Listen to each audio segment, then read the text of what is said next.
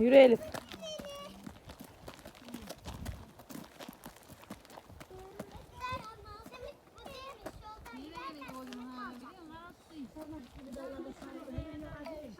Hadi yürü Elif. Dur önüne bak. Düşme.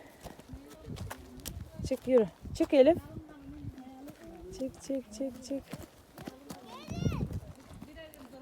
Çık çık çık çık.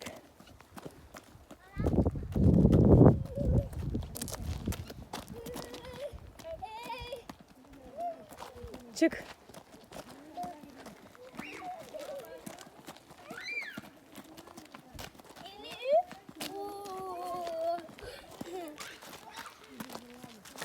Hadi yürü Ahmet. Çıkıyor işte. Sen de yürü.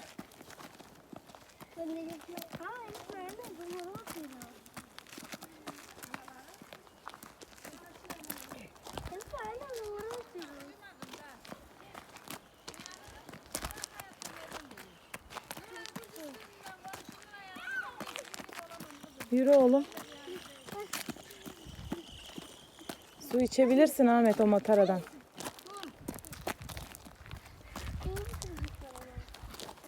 Elif gel. Tut elimi. Gel anneciğim. Düşmesin mi? Düşmez. Elif aşağıya düşmesin de. Tutuyorum anne. Yoruldun mu Elif? Gel. Elif. Bak Elif bak. Bak. Bay bay. Elif merhaba. Ama içecek misin? Yürü iç su iç. Elif.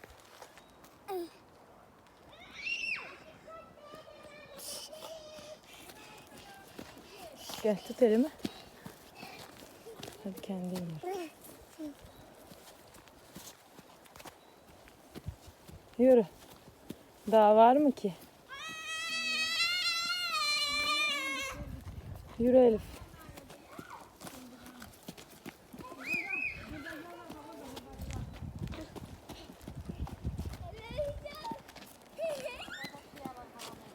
Hamza içtin mi?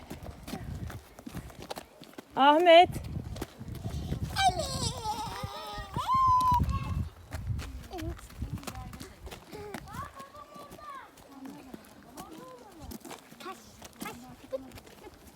Dur geçsin şuradan yürü. Yürü kızım, yürü kızım. Kızıma da kızıma. Kendi.